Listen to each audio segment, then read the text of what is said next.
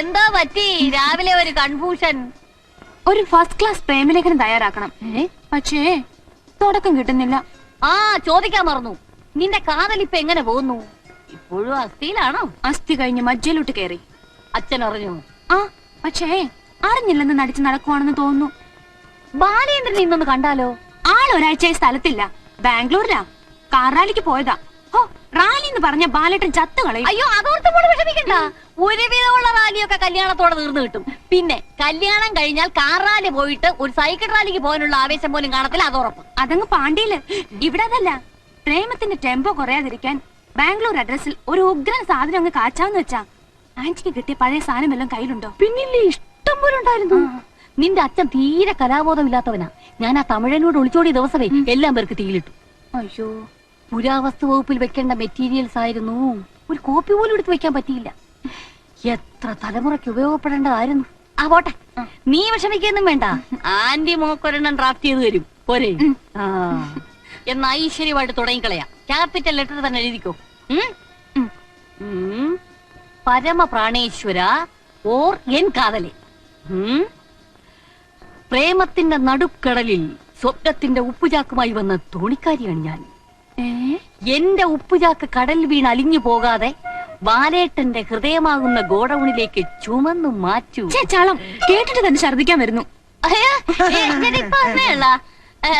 ദമയന്തി, നീ എന്റെ മോൾക്ക് ആവശ്യമില്ലാത്തൊന്നും പറഞ്ഞു കൊടുക്കണ്ട. ആവശ്യമില്ലാത്തൊന്നും അല്ലേട്ടാ, ഞാൻ നല്ല കാര്യങ്ങൾ പഠിപ്പിച്ചു കൊടുക്കുമായിരുന്നു. അതും തിരുക്കൊടലിന്ന് നീ അങ്ങനെ പഠിപ്പിക്കണ്ട. പഠിക്കണി പോയി. എന്തൊരു സെൻസ് നിന്റെ തന്തയ്ക്ക്. ജാതകം നോക്കി നല്ല ചേർച്ചയുണ്ട്. ആ, റാലിയൊക്കെ കഴിഞ്ഞ് ബാലൻ എപ്പോഴാടാ വരിക? ഒന്നും പറഞ്ഞില്ല. അവനാ മൂത്ത സന്താനം, അവന്റെ ഇളയതാ മോള്. ഇവൻ ഹരി MBBS പഠിക്കുന്നു. പയ്യന്റെ അച്ഛന് എന്തെങ്കിലും ചോദിക്കാനും പറയാനുണ്ടെങ്കിൽ? ഏയ്, അങ്ങനെ ഒന്നുമില്ല. ഇവൻ ONGCയിൽ എഞ്ചിനീയർ ആകും മുമ്പായിരുന്നു മൂത്ത മോളുടെ കല്യാണം. ആ വകയിൽ ഇത്തിരി ബാധ്യത ബാക്കി കിടപ്പുണ്ട്. ഞങ്ങൾ ഇപ്പൊ താമസിക്കുന്ന വീടും പറമ്പും അവളുടെ പേരിൽ എഴുതി വെച്ചിരിക്കുക. അതൊന്ന് തിരിച്ചെഴുതിക്കണം. അടുത്ത മാസം എഴുതിയില്ലെങ്കിൽ അത് വിറ്റ് കളയുമെന്നാ മരുമോന്റെ ഭീഷണി. ഒരു 15 ലക്ഷം കൊടുക്കേണ്ടി വരും. അതിനെന്താ, ചാരിമോളുടെ പേരിൽ 20 ലക്ഷം രൂപ 5 കൊല്ലായിട്ട് ബാങ്കിൽ ഇട്ടിരിക്കുക. കമ്പനിയുടെ ഒരാവശ്യത്തിനും അതിന് പണം എടുത്തിട്ടില്ല. എപ്പ വേണമെങ്കിൽ എടുക്കാം. ആ, വേണ്ടപ്പോ പറയാം. മോളെ കണ്ടില്ലല്ലോ. ആ, വിളിക്കാം. എന്തിനാ അമ്മേ, എത്ര പ്രാവശ്യമായി നാടകം? ഇനിയും ഞാൻ വേഷം കെട്ടി നിൽക്കണോ? ഈ കല്യാണവും നടക്കില്ലെന്നറിയാം. എനിക്ക് മടുത്തമ്മേ. മോളെ, ചൊവ്വാദോഷം മറച്ചു വെച്ചൊരു കല്യാണം നടത്താൻ മനസ്സനുവദിക്കാൻ ഞാൻ ആരെ വഞ്ചിച്ചാലും സ്വന്തം മനസാക്ഷിയെ വഞ്ചിക്കാനാവോ? മോളുവാ.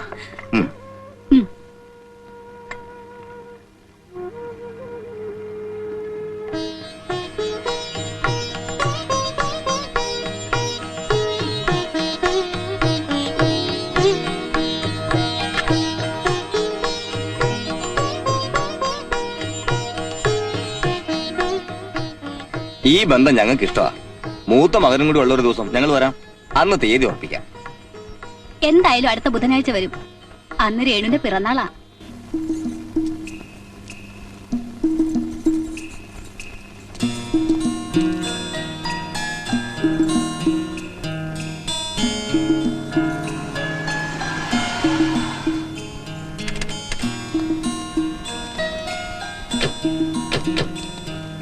Many happy returns of the day. Thank you.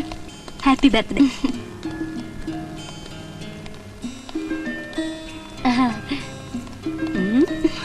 എപ്പോഴും ഇങ്ങനെ ബാലേട്ടൻ വെറുതെ ടെൻഷൻ അടുപ്പിക്കും. ഇന്നലെ രാത്രി കൂടി ഫോൺ ചെയ്തതാ, ഷാർപ്പ് 9 എത്തുമെന്ന്. ഇപ്പൊ ദേ മണി 10 വിളിച്ചോണ്ട് വരാൻ പോയ ശിവേട്ടനെയും കാണുന്നില്ല. ബാംഗ്ലൂരിൽ നിന്ന് നീ എത്തണ്ടേ രേണു? ഈ വാ, ഞാൻ ഒരു കാര്യം പറയട്ടെ. പാന്ന്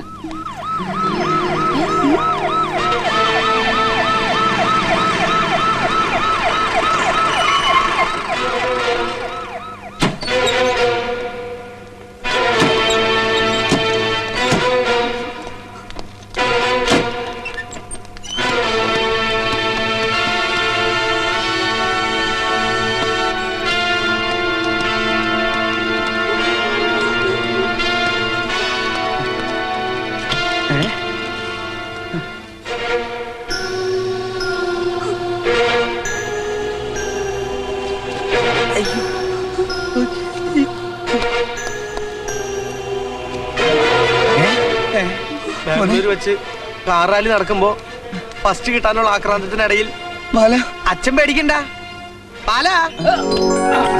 എന്താ ഇതൊക്കെ? അതെ, ഈ വിദ്യ പ്രയോഗിച്ചതുകൊണ്ടാ ഇപ്പോഴെങ്കിലും ഇങ്ങ് വന്ന് പറ്റിയത്. കർണാടക ബോർഡർ കഴിഞ്ഞപ്പോ അവിടെ മലബാർ മേഖലയിൽ ഒരു മിന്നൽ ബന്ദ്, ഒറ്റ വണ്ടിയും വിടൂല. ഞാൻ പിന്നെ അത് ജീവനുള്ളവരെ വഴി തടയും, പക്ഷെ ശവത്തിന് മാത്രം ഒരു പ്രിഫറൻസ് ഉണ്ടായിരുന്നു.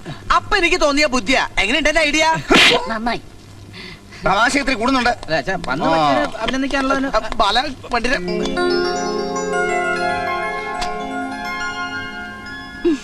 അല്ലച്ചാ, ഇതിന്റെ പുറത്ത് ഈ കേക്കിന്റെ പ്രായോജകർ KM ഗാർമെന്റ്സ് എക്സ്പോർട്ടേഷൻ എഴുതി വെച്ചിരുന്നെങ്കിൽ നിങ്ങളുടെ സ്ഥാപനത്തിന് ഒരു പരസ്യമാവുമായിരുന്നല്ലോ. നീ മുറിക്കണോ? എല്ലാ കൊല്ലവും അച്ഛനും മോളും കൂടി അല്ലേ മുറിക്കുന്നത്. ഇനി ആ പതിവ് തെറ്റിക്കണ്ട. ഉം.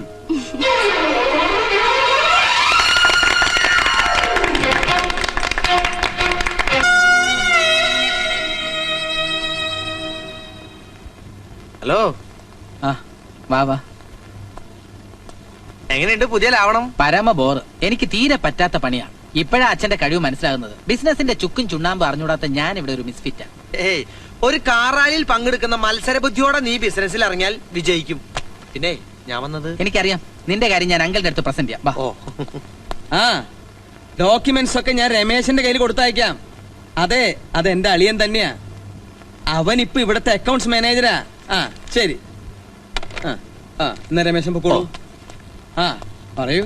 നമ്മുടെ കൊച്ചേഷൻ സാറിന്റെ കാലാവധി ഇന്നലെ അവസാനിച്ചു. അതിലെന്താ ഇത്ര പുതുമ?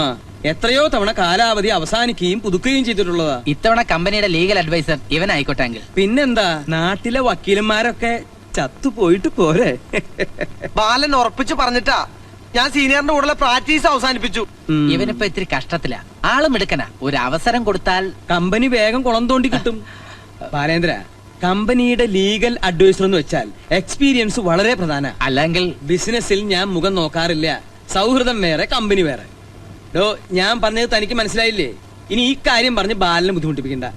അങ്കിൾ, ബാല, ഞാൻ പറയണേല് കാര്യണ്ട്. ചെല്ല് ചെല്ല് ചെല്ല്.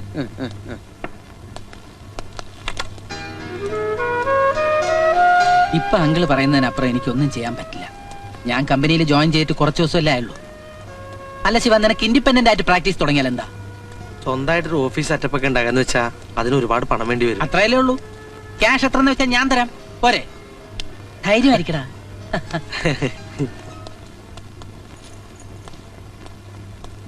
എക്സ്ക്യൂസ് മീ, എന്നെ വിളിച്ചു എന്ന് പറഞ്ഞു. ഇതെന്താ ഇത്?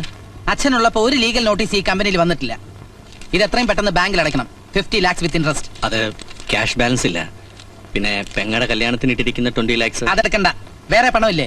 അച്ഛൻ മരിക്കുമ്പോ ഓവർ ഡ്രാഫ്റ്റ് അടയ്ക്കാനുള്ള പണം ഉണ്ടായിരുന്നല്ലോ. അത് ലണ്ടൻ എക്സ്പോർട്ടിന് ഇൻവെസ്റ്റ് ചെയ്തു. ലണ്ടൻ എക്സ്പോർട്ടോ? ആര് പറഞ്ഞിട്ട്? അളിയൻ പറഞ്ഞു, ഞാൻ ചെയ്തു. എന്നോടാരും പറഞ്ഞില്ല. ഇത്രയും വലിയ തുകയ്ക്കുള്ള എക്സ്പോർട്ട് ഒറ്റയടിക്ക് പറഞ്ഞാൽ സാറ് പേടിച്ചു പോകുമെന്ന് അളിയൻ പറഞ്ഞു. രമേശൻ, ഓവർ സ്മാർട്ട് ആയത്. എനിക്കറിയാം ഇത് തന്റെ ബ്രെയിൻ ആണ്. ഈ കമ്പനിയിൽ തൽക്കാലം 2 മുതലാളിമാര് മതി. You can go. സർ,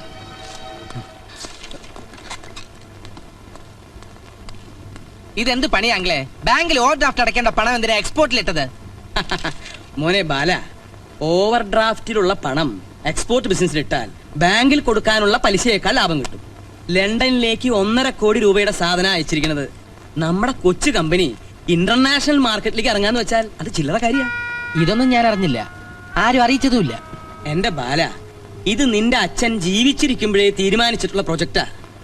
ബാലൻ ഇപ്പോഴും കാറാലി ആയിട്ടാണ് ബിസിനസിനെ കാണുന്നത്. മോഡേൺ മാനേജ്മെന്റിൽ ക്വിക്ക് ഡിസിഷൻ വേണം.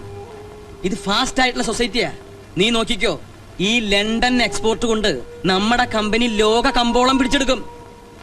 അപ്പോ ഏറ്റവും അധികം സന്തോഷിക്കുന്നത് ബാലന്റെ അച്ഛന്റെ ആത്മാവായിരിക്കും.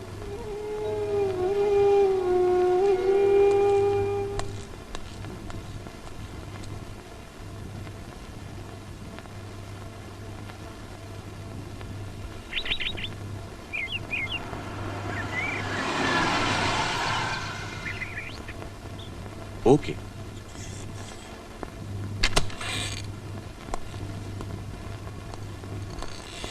നിന്നെ ഞാനിവിടെ പ്രതീക്ഷിച്ചില്ല. ആന്താ സീക്ക് അങ്ങനെ? നീ ഇപ്പൊ കമ്പനിയുടെ സ്വന്തം ആളായില്ലേ? ഞാൻ അതുപോലെയാണോ? മേനോന്റെ ഭാഷയിൽ ദി മോസ്റ്റ് ഡേഞ്ചറസ് ക്രിമിനൽ. ആ ബാലൻ എങ്ങനെ? ഒരു നിർഗുണ പരബ്രഹ്മം. എല്ലാ ആളെയും തീരുമാനിക്കും.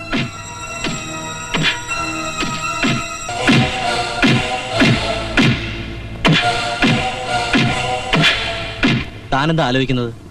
വെറും 3 ലക്ഷം രൂപയ്ക്ക് വേണ്ടി എല്ല് പഞ്ഞിയാക്കും വരെ ഇടിപ്പിച്ചില്ലേ അമേനോൻ.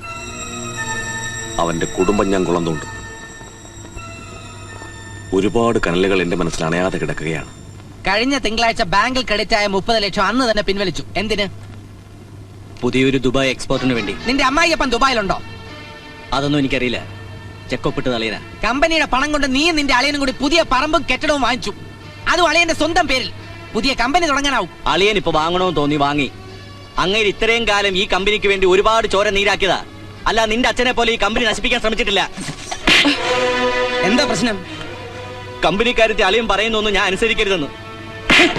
മാധവൻ നായരെ ചവിട്ടിത്താക്കാൻ മാത്രം നീ വളർന്നിട്ടില്ല.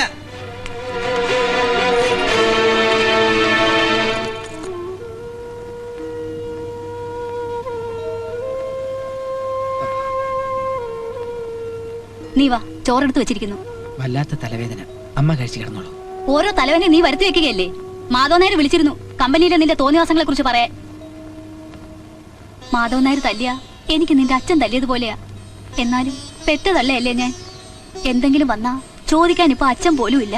അയ്യോ അമ്മ, അതിന് മാത്രം ഒന്നും ഉണ്ടായിട്ടില്ല. എങ്കിലും നല്ലത്. നാളെ മാധവൻ നായർ കമ്പനിയിൽ വരും. എനിക്ക് വാക്ക് തന്നിട്ടുണ്ട്. ഒന്നും സംഭവിച്ചിട്ടില്ലാത്ത പോലെ നീ പെരുമാറണം. Garments for ladies sent to London by KM exporters confiscated by the British government. License of the company cancelled by the government of India. Substandard quality vulnerable to fire.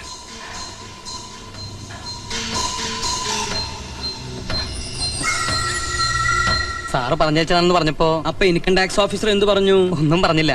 അതാണ് മാധവൻ നായർ ഇയാളിപ്പോ ഇൻകം ടാക്സ് കൊട്ടിഘോഷിച്ചില്ലേ അളിയനും കൂടി അന്താരാഷ്ട്ര കമ്പോളം വെട്ടിപ്പിടിക്കുമെന്ന്. ലണ്ടനിലേക്ക് നമ്മൾ export ചെയ്ത തുണിത്തരങ്ങൾ മുഴുവൻ സർക്കാർ പിടിച്ചെടുത്തു. Low quality. ആ വസ്ത്രം പെൺകുട്ടികൾ ധരിച്ചാൽ അവരുടെ വസ്ത്രത്തിന് തീ പിടിക്കുമെന്ന്. നമ്മുടെ എക്സ്പോർട്ട് ലൈസൻസ് പോയി കിട്ടി. മാധവൻ നായർക്ക് തൃപ്തിയായല്ലോ. രൂപ 1 2 അല്ല 1.5 കോടിയാ പോയത്. ബാല, നമ്മൾ അയച്ചത് ഫസ്റ്റ് ക്വാളിറ്റി തുണിയാ. അതിന് തീ പിടിക്കില്ല. ഇത് ആരോ തെറ്റിദ്ധാരണ പറഞ്ഞ് പരത്തിയതാ. നമുക്ക് ബ്രിട്ടീഷ് സർക്കാരിനെ കൺവിൻസ് ചെയ്താൽ ആ തുണി മുഴുവൻ തിരിച്ചു കിട്ടും. അതിനുള്ള ബുദ്ധിയുണ്ടോ 10ാം ക്ലാസ് പാസ്സാകാത്ത മാധവൻ നായർക്ക്? ഇരുമ്പ് പാര വിഴുങ്ങിട്ട് ഇഞ്ചിച്ചാറ് കുടിച്ചാൽ മതിയാവോ? മധ്യപ്രദേശിലെ ഏതോ തുണിമില്ലിൽ ചണ്ടിയായിട്ട് കെട്ടിക്കിടന്ന പീറ തുണിയൊക്കെ കെട്ടിപ്പറക്കി ഉദ്യോഗസ്ഥന്മാർക്ക് കൈക്കൂലിയും കൊടുത്ത് കയറ്റുമതി ചെയ്തു. അളിയനും കൂടെ ലാഭം കൊയ്യാൻ. ബാല, നീ ബഹളം വെച്ച് ഇത് പുറത്തറിയിക്കരുത്. ലോകം മുഴുവൻ അറിഞ്ഞു കഴിഞ്ഞു. മോഡേൺ മാനേജ്മെന്റിൽ ക്വിക്ക് ഡിസിഷൻ വേണം. സൊസൈറ്റി ഫാസ്റ്റ് ആവുന്നു. എന്തായിരുന്നു ബുദ്ധിരാക്ഷസന്റെ ഒരു പെർഫോമൻസ്? എന്റെ അച്ഛൻ വളർത്തി വലുതാക്കിയ കമ്പനി നിങ്ങളായിട്ട് തച്ച് തകർത്തു. മതി, നിർത്ത്. ബിസിനസ്സിൽ ഇതൊക്കെ പതിവാ. 1.5 കോടിയുടെ നഷ്ടം പതിവാണ് പോലും. ഈ കമ്പനി മുഴുവൻ എഴുതി വിറ്റാലും എക്സ്പോർട്ടിന്റെ കടം തീരുമോ? ഇനി നിങ്ങൾ പറയുന്നൊക്കെ ഞാൻ വിശ്വസിക്കണം അല്ലേ? എന്നെ വിശ്വാസം അല്ലെങ്കിൽ നീ ഒറ്റയ്ക്ക് നടത്തിക്കോ, ഞാൻ ഒഴിഞ്ഞു തരാം. അങ്ങനെ ഒഴിയുന്നതിന് മുമ്പ് ആ 1.5 കോടിക്കുള്ള മറുപടി എനിക്ക് കിട്ടണം. അല്ലെങ്കിൽ നിങ്ങളെ കൊണ്ട് ഞാൻ പറയിക്കും.